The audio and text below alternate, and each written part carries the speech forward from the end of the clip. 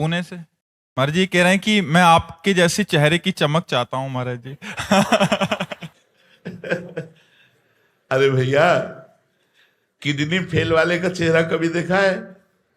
हमारी दोनों kidney fail है, लेकिन हम श्री जी से अपना चित्त जुड़ा हुआ पाते हैं गुरुदेव की कृपा से, इष्ट की कृपा से। इसलिए हम हर समय प्रसन्न रहते हैं, खूब खुश रहते हैं, इतना खुश रहते हैं कि हम तुम्हें बता नहीं सकते। खुशी की उबाल आती है, आनंद की उबाल आती है, ऐसा लगता है चिल्ला चिल्ला के रोऊं, इतना आनंद बढ़ता है, इतनी खुशी बढ़ती है गुरुदेव की कृपा से, चित्त श्री जी में जुड़ा होने के कारण। भैया दूध, रबड़ी, रसगुल्ला, मेवा, मिष्ठान, जूस ये तुम ले ही नहीं सकते। भगवत आश्रय का आप जो भी आप देख रहे हैं, भगवत आश्रय को देख रहे भैया, ये भगवान का कृपा प्रसाद देख रहे हैं। न इसमें मेरी कोई योग्यता है, न मेरा कोई बल है, न शरीर में न बुद्धि में। दोनों को हमारे भगवान अर्जुन के रथ की तरह चला रहे हैं, उसी का आनंद सबको प्राप्त हो रहा है। ये कोई खाने पीने की चमक नहीं है। तो अगर तुमको कुछ ऐसा लग रहा हो चेहरे पे, तो हमारी लाडली जू का प्रताप है। ये कोई खाने पीने या कोई ऐसा नहीं है, ये लाडली जू का प्रताप है। भगवत प्रताप से क्या नहीं हो सकता। समझो, जो 20 बार कैलाश उठा लिया रावण, 20 बार कैलाश उठा लिया भगवान शंकर और पार्वती और गणों के सहित, उस रावण की सभा में ऐसे ऐसे बैठे थे नरांतक देवांतक, जिनकी सामर्थ्य अपार थी। लेकिन अंगद जी ने भगवान के प्रताप का सुमिरन करके जब पैर रोप दिया, तो सभा में किसी की ताकत नहीं कि हिला सके। राम प्रताप सुमिरपन रूपा। भगवत प्रताप में सामर्थ्य होती है, साधना और ये सब तो बहुत छोटी चीज है। जब भगवान के प्रताप का सुमिरन होता तब बल बढ़ता है। ये जो आप बल देख रहे हैं, जो आप बुद्धि देख रहे हैं, जो आप जो भी किंचन मात्र आपको लग रहा हो, ये सिर्फ लाडली जू का प्रताप है और कुछ नहीं है। लाडली जू से आप भी जुड़ो, आप भी ऐसे हो जाओगे। लाडली जू का प्रताप काम कर रहा है। प्रेमानंद, प्रेम श्री लाडली जू, सांद्रानंद घन प्रेम मूर्ति किशोरी, आनंद श्री लालजू, और उनकी हम शरण में हैं। तो प्रेमानंद लाडली लाल का प्रताप, लाडली लाल का प्रेम, लाडली लाल का आनंद, वही आप देख रहे हैं। और कोई ऐसी कोई जड़ी बूटी या ऐसा कुछ, कितनी परेशानियां, लेकिन हर समय प्रसन्न रहता हूं, खुश रहता हूं। ये श्री जी का प्रताप। उदय सरकार जी लंदन से। श्री हरिवंश। श्री हरिवंश महाराज जी। महाराज जी, आध्यात्मिक आनंद क्या है और ये कैसे प्राप्त होता है? एक गुलाब जामुन आपको पवाएं, कैसा लगता है? बहुत आनंद आता है। कितना? पता नहीं। बस यही उत्तर आपको देना था कि जब हम एक प्राकृतिक मीठा का अगर हम स्वाद लें और उसे बोला जाए कि आप बोलिए कैसा है, तो कहेंगे अच्छा है। नहीं, कितना अच्छा है? बहुत अच्छा है। नहीं, कैसा बहुत अच्छा है? तो आप कहेंगे खा के देख लीजिए। इसके आगे उत्तर नहीं है। एक प्राकृतिक वस्तु के आनंद का हमारी वाणी वर्णन नहीं कर सकती। तो अप्राकृतिक चिदानंद, भगवदानंद, ज्ञानानंद, प्रेमानंद, इसका वर्णन कैसे कर सकती है? अनिर्वचनीयम प्रेम स्वरूपम।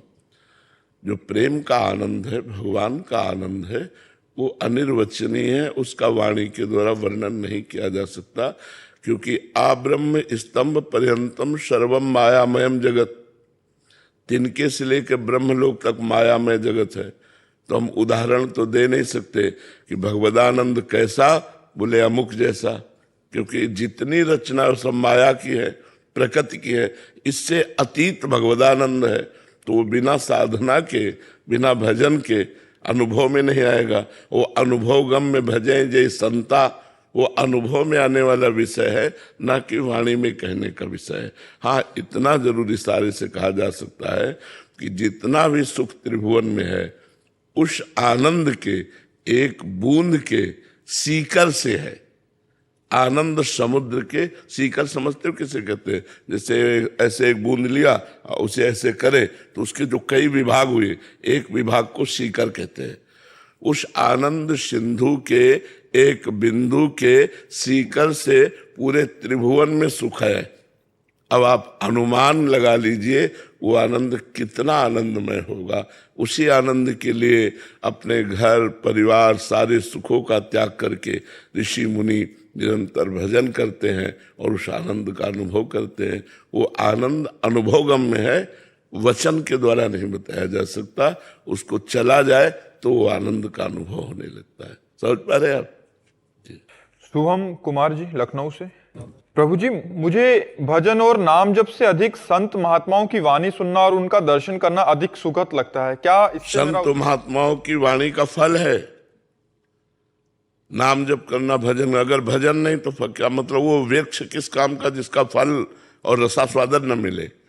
खूब सत्संग सुन रहे हो लेकिन भजन नहीं कर रहे, इंद्रियों को भोगों से नहीं हटा रहे, गलत मार्ग से अच्छे मार्ग में नहीं चल रहे, तो उसका फल क्या हुआ? सत्संग का फल क्या हुआ? कुछ नहीं।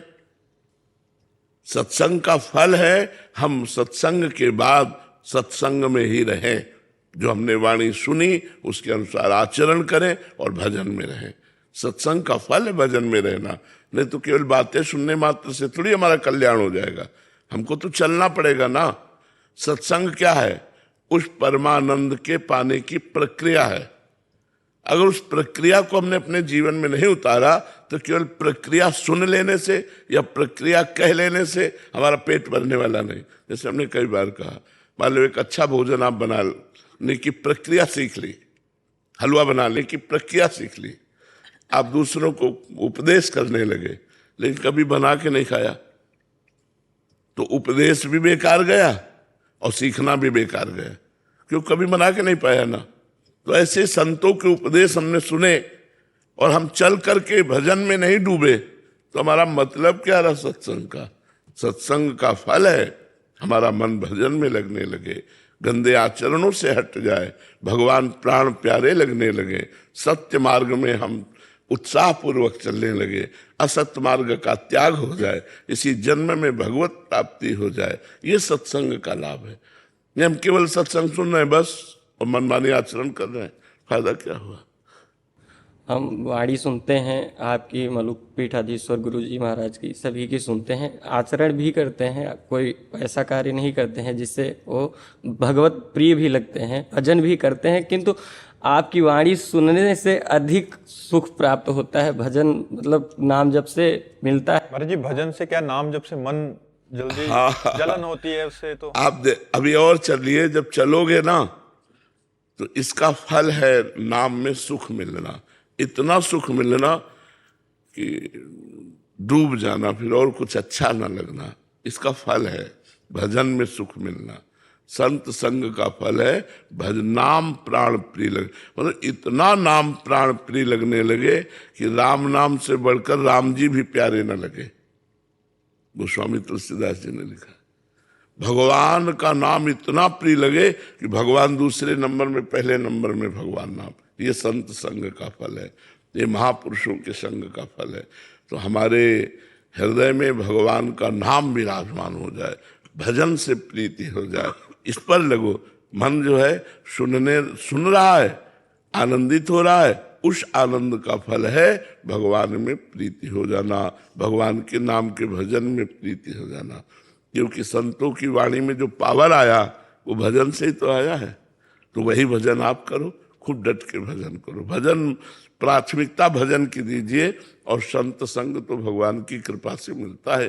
संत संग तो अपवर्ग और लौकिक सुखों को एक तुला में रखा जाए तो संत संग एक, तो संत संग भारी है। तात स्वर्ग अपवर्ग सुख धली तुला एक अंग, तूलन ताहि सकल मिली जो सुख लव सत्संग। सत्संग की महिमा इसीलिए है कि भगवान में प्रीति कराता है, वो भगवत भजन में लगाता है। महेश जी। राधे राधे मौली। राधे राधे महाराज जी।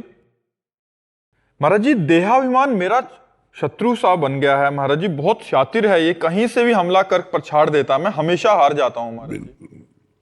भजन की कमी के कारण। जब डट के भजन होगा तो हट जाएगा देहाभिमान।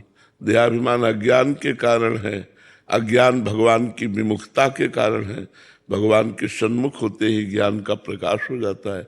जितने भक्त हैं सब परम ज्ञानी हैं, वो इसीलिए है क्योंकि भगवान के सन्मुख हो गए हैं, भगवान की चरण और शरण का आश्रय लेकर निरंतर भजन करते हैं। जिसका भजन निरंतर होता है देहाभिमान अपने आप गलित हो जाता है, अवसर नहीं मिलता देहाभिमान के लिए।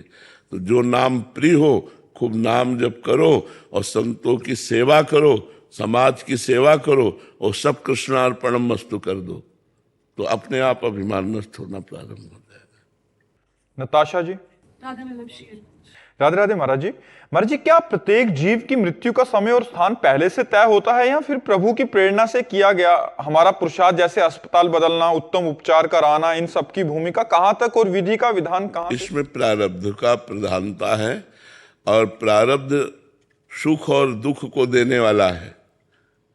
प्रारब्ध हमें सुख का विधान रचता है और दुख का विधान रचता है, लेकिन हम नवीन कर्म भी कर सकते हैं। अब जैसे हम डॉक्टरी बहुत बढ़िया पढ़े, अस्पताल भी खोला, लेकिन असफल है, प्रारब्ध प्रारब्ध। और वो इतना ग्रेजुएट भी नहीं है, लेकिन वो बहुत सफल डॉक्टर हो गया, प्रारब्ध। इसमें प्रारब्ध काम करता है, ईश्वर नहीं, प्रारब्ध। ईश्वर काम करता है तुम्हारे जीवन में, संत का समागम हो गया, तुम भगवत धाम आ गए, तुम तीर्थों का अवगाहन करने लगे, शास्त्रों का स्वाध्याय करने लगे, धर्म से चलने लगे, भगवान नाम जप करने लगे। परोपकार ये ईश्वर की प्रेरणा से होता है। जो संकल्प करके होता है वो नवीन कर्म होता है, जो अपने आप सुख दुख आता है वो प्रारब्ध से होता है, जो मांगलिक होता है वो भगवत कृपा से होता है। तो इसलिए हमें चाहिए कि हमारे ऊपर भगवत कृपा ऐसा अनुभव करें और खूब नाम जप करें, और जो कर्तव्य कर्म है उसमें पाप ना होने पावे, यही भगवान की पूजा है। महाराज जी, जैसे आपके श्रीमुख से सुना था, माता जी, श्री की माता जी का देहांत हुआ था, उनके ऊपर रजवानी का लेप, कानों के पास राधा नाम हमने लगा दिया था आप श्री जी की कृपा से। तो आगे की यात्रा जैसे वो बेहोश हैं पर राधा नाम गूंज रहा है और उनके शरीर में वृंदावन की रज लगी, तो रज और राधा नाम के प्रभाव से उनकी उन्नति होगी, उनकी सदगति होगी इसमें। और शरीर छूटने के बाद कोई महत्व नहीं है। हंस उड़ गया, आप पिंजड़े की पूजा करो, चाहे पिंजड़े को फेंक दो, क्या फर्क पड़ता है उसमें। हाँ, अंतिम समय कुछ ऐसा संयोग बन जाए कि हमारे शरीर छूटने का है, भगवान का नाम कीर्तन, गीता भागवत के शब्द कानों में पड़ जाए, चरणामृत पिला दिया जाए, भगवान की धामों की रज लगा दी जाए, तो उसका मंगल हो जाएगा, उसका मंगल हो जाएगा। अनुपम अग्रवाल जी। राधे राधे महाराज जी। गुरु जी, कर्तव्य और परिवार में किसको प्राथमिकता दूं? कर्तव्य, इसी में परिवार आ जाएगा। जैसे पत्नी की कामनाओं का पूर्ण रूप से भार आपके ऊपर है, उसकी कामनाओं को पूर्ण करना आपका कर्तव्य है। माता पिता की सेवा करना आपका कर्तव्य है। पुत्र को पढ़ाना लिखाना, सत्मार्ग में लगाना, अच्छा बनाना, यह आपका कर्तव्य है। नौकरी व्यापार के द्वारा धन कमाकर परिवार का पोषण करना, यह आपका कर्तव्य है। कर्तव्य की प्रधानता रखने से सब कुछ ठीक हो जाएगा। कभी कभी दूर, घर से दूर रहने पे कोई परेशानी नहीं, कोई परेशानी, क्योंकि आप अपने कर्तव्य का पालन कर रहे हैं ना, उससे अर्थोपार्जन करके आप अपने परिवार का पोषण कर रहे हैं ना। तो शरीर दूर रहे तो उससे कोई बात नहीं है, क्योंकि अपने कर्तव्य पालन के लिए विदेश भी जाना पड़ सकता है। भाई बहुत से ऐसे लोग हैं जो देश विदेश में व्यापार नौकरी करते हैं, तो कई कई महीने नहीं आना हो सकता। अपने देश में ये मान लो आर्मी में लगे हैं तो साल साल भर छुट्टी नहीं मिली, वर्ष वर्ष भर छुट्टी नहीं, तो अपने कर्तव्य के पालन में डटे हुए हैं, तो परिवार का भी पोषण हो रहा है और राष्ट्र सेवा भी हो रही। कर्तव्य प्रधान रखना चाहिए, कर्तव्य की प्रधानता से सब ठीक हो जाता है। अगर हम परिवार से मोह करेंगे तो अपने कर्तव्य का पालन नहीं कर पाएंगे। समझ पा रहे हैं आप? विमला जी हैदराबाद से। महाराज जी, कबीरदास जी महाराज जी कहते हैं कि मरने से सब जग डरा, मेरो मन आनंद, कब मरी हो कब भेटी हो पूर्ण परमानंद। महाराज जी, मुझे तो बहुत डर लगता है मरने से। महाराज जी, वो आनंद मरने में और कैसे होता है महाराज जी, क्या उसका भाव? जब प्रभु से प्यार हो जाता है और प्यारे के मिलने में जो बाधा होती है, उस बाधा के हटने में आनंद होता है ना। हमें जिससे प्यार हो गया और उस प्यारे से मिलने में जो बाधा है, अगर वो बाधा हट जाए तो आनंद होता है ना। तो हमारे प्रभु के मिलन में शरीर बाधा है। चाहे जीते जी शरीर राग मर जाए या शरीर छूट जाए, शरीर छूटा और अपने प्रीतम से मिले, ये आनंद का वर्धन है। अब जिसको शरीर ही प्रीतम लग रहा है वो मरने से तो डरेगा ही, क्योंकि आपको शरीर से, इंद्रियों से प्यार है, इंद्रियों के भोगों से प्यार है, तो आपको मरने से डर लग रहा है। नहीं तो मेरो मन आनंद, कब मरी हो कब भेटी हो, पूरन परमानंद, कब शरीर छूटे। ये बात तभी समझ में आएगी जब प्रभु से प्यार हो जाएगा। कभी ना